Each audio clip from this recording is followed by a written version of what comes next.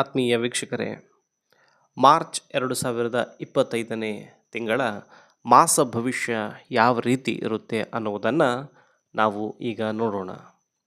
ಎಲ್ಲರಿಗೂ ಸರಳ ಜ್ಯೋತಿಷ್ಯಕ್ಕೆ ಸುಸ್ವಾಗತ. ಮೇಷರಾಶಿಯ ರಾಶಿ ಭವಿಷ್ಯ ಯಾವ ರೀತಿ ಇರುತ್ತೆ ಅಂದರೆ, ಸೆಕೆಂಡ್ ಹೌಸಲ್ಲಿ ಅಂದರೆ ವೃಷಭದಲ್ಲಿ ಗುರು ಇರೋದರಿಂದ ಗುರುಬಲ ಇದೆ ಇವರಿಗೆ. 2, 5, 7, 9, 11ರಲ್ಲಿ ಗುರು ಇದ್ದಾಗ ಗುರುಬಲ ಇರುತ್ತೆ. ಸೊ ನಿಮಗೆ ಗುರುಬಲ ಇದೆ, ಶುಭ ಕಾರ್ಯಗಳು ಕೈಗೂಡ್ತವೆ. ಏನಾದರೂ ಅಂತ ಕೆಲಸ ಮಾಡೋದಿದ್ದರೆ ಈಡೇರಿಸ್ಕೊಳ್ಳಿ, ಮಾಡಿ. ಆದಷ್ಟು ಮುಂದುವರೆದು ಶುಭ ಕಾರ್ಯಗಳ ಕಡೆಗೆ ಕೈ ಚಾಚೋದನ್ನು ಅಭ್ಯಾಸ ಇಟ್ಕೊಳ್ಳಿ. ಇನ್ನು ನಿಮಗೆ ಕುಜ ಥರ್ಡ್ ಹೌಸಲ್ಲಿದ್ದಾನೆ, 3ನೇ ಸ್ಥಾನದ ಕುಜ. ಅವನು ಕೂಡ ಶುಭವನ್ನೇ ಉಂಟು ಮಾಡ್ತಾನೆ, ಸ್ಟ್ರೆಂತ್ ಕೊಡ್ತಾನೆ ಕೆಲಸ ಮಾಡೋದಕ್ಕೆ, ಹಾರ್ಡ್ ವರ್ಕ್ ಮಾಡೋದಕ್ಕೆ ಚೆನ್ನಾಗಿದ್ದಾನೆ. ಇನ್ನು ನಿಮಗೆ 6th ಹೌಸ್ನಲ್ಲಿ ಕೇತು ಇದ್ದಾನೆ, ಅವನು ಕೂಡ ಶುಭವೇ. ಶತ್ರುಗಳನ್ನ ಎದುರಿಸೋದಕ್ಕೆ ಕ್ರೂರನಾದ ಕೇತು ಅಸಿಸ್ಟ್ ಮಾಡ್ತಾನೆ, ಹೆಲ್ಪ್ ಮಾಡ್ತಾನೆ. ಬಟ್ ಒಂದು ವಿಚಾರ ಏನು ಅಂದರೆ, ಆಲಸ್ಯ ಆಗುವಂಗೆ ಮಾಡ್ತಾನೆ.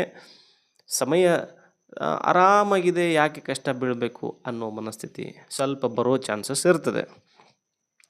ಇನ್ನು ಸ್ನೇಹಿತರೆ, ಶನಿ ನಿಮಗೆ 11ರ ಲಾಭದ ಸ್ಥಾನದಲ್ಲಿದ್ದಾನೆ, ಚೆನ್ನಾಗಿದೆ. ಈ ತಿಂಗಳ 29ರವರೆಗೂ ಚೆನ್ನಾಗಿರುತ್ತೆ. 29ರ ನಂತರ ಶನಿ ಮಾರ್ಚ್ 29ಕ್ಕೆ ಮೀನಕ್ಕೆ ಪ್ರವೇಶ ಮಾಡ್ತಾರೆ. ಆಗಿನಿಂದ ನಿಮಗೆ ಸಾಡೆ ಆರಂಭಗೊಳ್ಳುತ್ತೆ. ಅಲ್ಲಿವರೆಗೂ ಶನಿ ನಿಮಗೆ ಲಾಭ ಉಂಟು ಮಾಡ್ತಾರೆ. ಬಟ್ ಈ ತಿಂಗಳ ಎಂಡ್ ನಂತರ ನಿಮಗೆ ಶನಿಯ ಸಾಡೆ ಆರಂಭವಾಗುತ್ತೆ. ಸೂರ್ಯ ನಿಮಗೆ 11ನೇ ಸ್ಥಾನದಲ್ಲಿದ್ದಾನೆ, ಅವನು ಶುಭ ಉಂಟು ಮಾಡ್ತಾನೆ.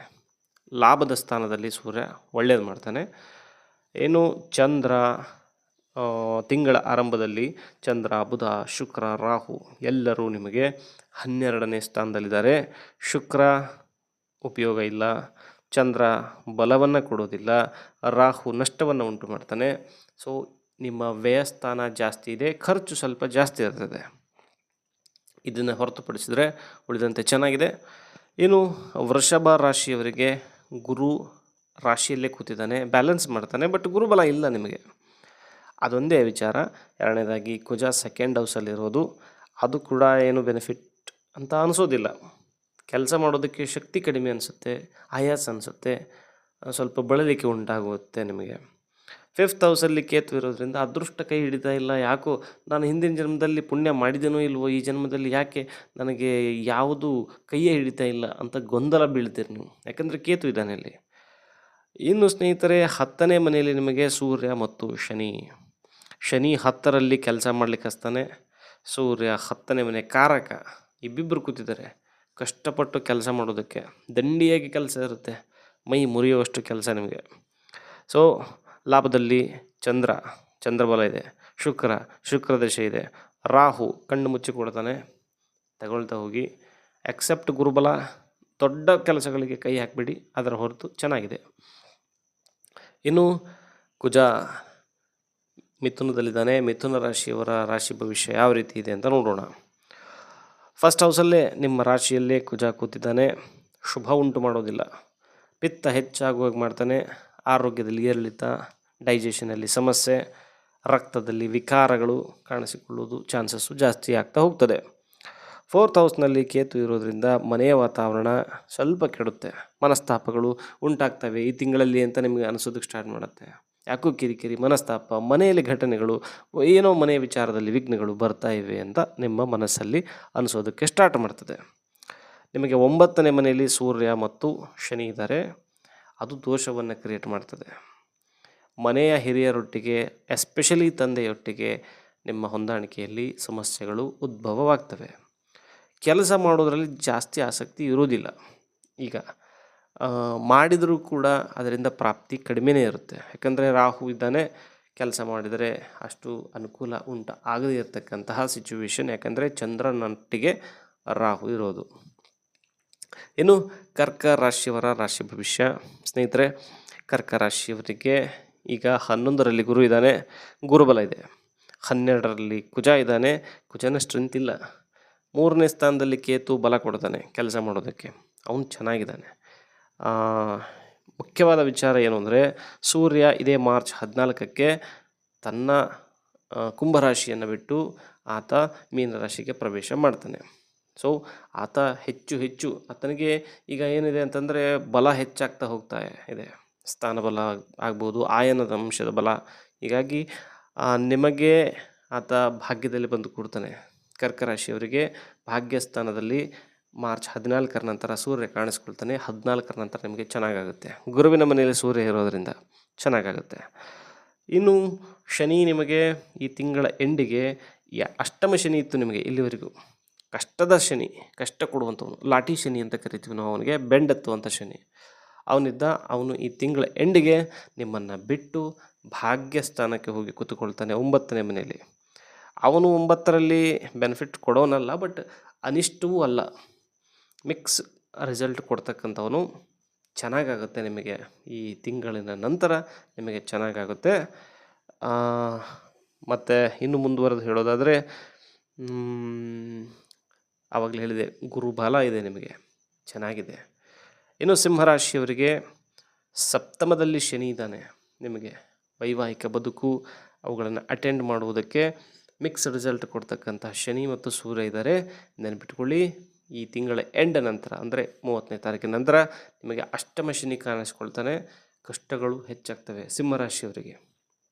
ಅಷ್ಟಮ ಶನಿ ಬಹಳ ತೊಂದರೆಯನ್ನು ಕೊಡ್ತಕ್ಕಂಥವನು, ಲಾಸ್ ಉಂಟು ಮಾಡುವಂಥವನು, ದೀರ್ಘಕಾಲೀನ ಆರೋಗ್ಯದ ಬಳಲಿಕೆ ಸಮಸ್ಯೆಗಳನ್ನು ತಂದು ಒಡ್ಡುವಂಥವನು. ಇನ್ನು ನಿಮಗೆ 10ನೇ ಸ್ಥಾನದಲ್ಲಿ ಗುರು ಇದ್ದಾನೆ. ಗುರುಬಲ ಇಲ್ಲ, ಅರ್ಧ ಬಲ ಅಂತ ಹೇಳ್ಬೋದು, ಅಷ್ಟು ಕಡಿಮೆ ಇದೆ. ಇನ್ನು 11ನೇ ಸ್ಥಾನದಲ್ಲಿ ಕುಜ ಇದ್ದಾನೆ. ಅವನು ನಿಮಗೆ ಯೋಗವನ್ನು ಕೊಡ್ತಾನೆ, ಲಾಭವನ್ನು. ಸೊ ಚೆನ್ನಾಗಿದೆ ಸಿಂಹರಾಶಿಯವರಿಗೆ. ಈ ತಿಂಗಳಲ್ಲಿ ಏನಾದರೂ ಶುಭವಿದ್ದರೆ, ಹೊಸದಾಗಿ ಆರಂಭಿಸೋದಿದ್ದರೆ ಮಾಡಿಕೊಂಡು ಬಿಡಿ. ಅಷ್ಟಮ ಶನಿ ಬಂದಾಗ ರಿಸ್ಕ್ ತಗೋಬೇಡಿ.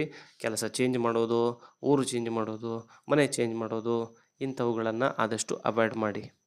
ಈ ತಿಂಗಳಲ್ಲೇ ಮಾಡ್ಕೊಳ್ಳಿ, ಮುಂದಿನ ತಿಂಗಳಿಂದ ಅವಾಯ್ಡ್ ಮಾಡಿ. ಏನು ಸ್ನೇಹಿತರೆ, ಕನ್ಯಾ ರಾಶಿಯ ರಾಶಿ ಭವಿಷ್ಯ. ಫಸ್ಟ್ ಹೌಸಲ್ಲಿ ಕೇತು ಇದ್ದಾನೆ, ಅಶುಭವನ್ನು ಉಂಟು ಮಾಡ್ತಾನೆ. 6th ಹೌಸಲ್ಲಿ ಸೂರ್ಯ ಮತ್ತು ಶನಿ ಇಬ್ಬರೂ ಒಳ್ಳೆಯವರು. 6ನೇ ಮನೆಗೆ ಈ ತಿಂಗಳು ನಿಮಗೆ ಇಬ್ಬರು ಒಳ್ಳೆಯವರು. ಶತ್ರುಗಳನ್ನು ಎದುರಿಸೋದಕ್ಕೆ, ಕಾಂಪಿಟೇಷನನ್ನು ಫೇಸ್ ಮಾಡೋದಕ್ಕೆ, ಚಾಲೆಂಜಸ್ಗಳನ್ನು ಫೇಸ್ ಮಾಡೋದಕ್ಕೆ ಅವರಿಬ್ಬರು ಹೆಲ್ಪ್ ಮಾಡ್ತಾರೆ. ಇನ್ನು ನಿಮಗೆ 10ನೇ ಮನೆಯಲ್ಲಿ ಕುಜ ಇದ್ದಾನೆ. ಅವನು ಕೆಲಸವನ್ನು ಮಾಡಿಸುವಂಥವನು.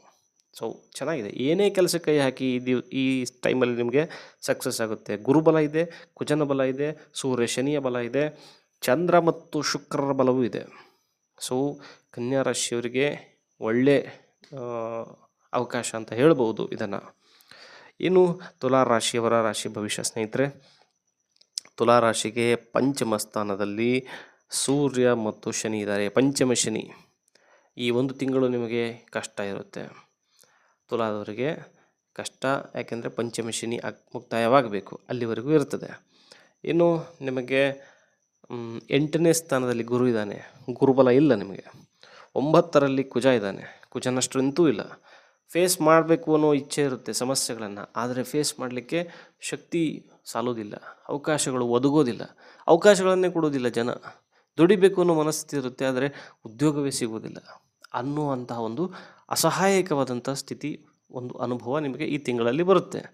ಬಟ್ ಮುಂದಿನ ತಿಂಗಳು ನಿಮಗೆ ಅನುಭೂತಿ ಎಲ್ಲ ಚೇಂಜ್ ಆಗುತ್ತೆ ಏಪ್ರಿಲಿಂದ. ಯಾಕಂದರೆ ಪಂಚಮ ಶನಿ ಮುಕ್ತಾಯವಾಗುತ್ತೆ. ನಿಮಗೆ 6ರ ಮನೆಯಲ್ಲಿ ಬಂದು ಕೂತ್ಕೊಳ್ತಾನೆ. 6ರ ಮನೆಯ ಶನಿ ಒಳ್ಳೆಯ ಶನಿ. ಇನ್ನು ವೃಶ್ಚಿಕದವರ ಮಾಸ ಭವಿಷ್ಯ ಯಾವ ರೀತಿ ಇರುತ್ತೆ ಅಂದರೆ, ಗುರುಬಲ ಇದೆ, ಚೆನ್ನಾಗಿದೆ. ಕುಜನ ಸ್ಟ್ರೆಂತ್ ಇದೆಯಾ? ಇಲ್ಲ, ಕುಜ ಅಶುಭವನ್ನು ಉಂಟು ಮಾಡ್ತಾನೆ. ಇನ್ನು ಸೂರ್ಯ ಮತ್ತು ಶನಿ 4ನೇ ಮನೆಯಲ್ಲಿದ್ದಾರೆ. ಸೂರ್ಯನಾಗಲಿ ಶನಿಯಾಗಲಿ 4ನೇ ಮನೆಯಲ್ಲಿ ಉಪಯೋಗ ಬೀಳೋರಲ್ಲ. ಮನೆಯ ವಿಚಾರದಲ್ಲಿ ಘಟನೆಗಳು ಘಟಿಸುವಂತೆ ಮಾಡ್ತಾರೆ. ತಾಯಿ ಆರೋಗ್ಯ, ಮನೆಯಲ್ಲಿ ಸಂಕಟ, ಕೈಲಾಗದೇ ಇರತಕ್ಕಂತಹ ಸಮಸ್ಯೆಗಳು ಬೆನ್ನು ಬೀಳೋದು, ಇಂಥವುಗಳು ಘಟಿಸ್ತವೆ ವೃಶ್ಚಿಕದವರಿಗೆ. ಇನ್ನು ಪಂಚಮದಲ್ಲಿ ಶುಕ್ರ ಮತ್ತು ಚಂದ್ರ ಇದ್ದಾರೆ. ಮಕ್ಕಳನ್ನು ಎಕ್ಸ್ಪೆಕ್ಟ್ ಮಾಡ್ತಾ ಇದ್ದರೆ, ಸಂತಾನದ ವಿಚಾರವಾಗಿ ನೀವು ಹುಡುಕಾಡ್ತಾ ಇದ್ದರೆ, ಶುಭ ಈ ತಿಂಗಳಲ್ಲಿ ನಿಮ್ಮ ಬದುಕಿನಲ್ಲಿ ಆಗಮನವಾಗುತ್ತೆ. ಶಿಕ್ಷಣದ ವಿಚಾರದಲ್ಲಿ ಏಳಿಗೆ ಆಗುತ್ತೆ. ನೀವೇನಾದರೂ ಕ್ರಿಯೇಟಿವ್ ಪೀಪಲ್ ಆಗಿದ್ದರೆ ಶುಭ ಸುದ್ದಿ ನಿಮಗೆ ಬರುತ್ತೆ ಖಂಡಿತವಾಗಿ. ಇನ್ನು ಧನುರಾಶಿಯ ರಾಶಿ ಭವಿಷ್ಯ ಸ್ನೇಹಿತರೆ. ನಿಮಗೆ 6th ಹೌಸಲ್ಲಿ ಗುರು ಇದ್ದಾನೆ, ಗುರುಬಲ ಇಲ್ಲ. 7th ಹೌಸಲ್ಲಿ ಕುಜ ಇದ್ದಾನೆ, ಕುಜನ ಬಲ ಇಲ್ಲ.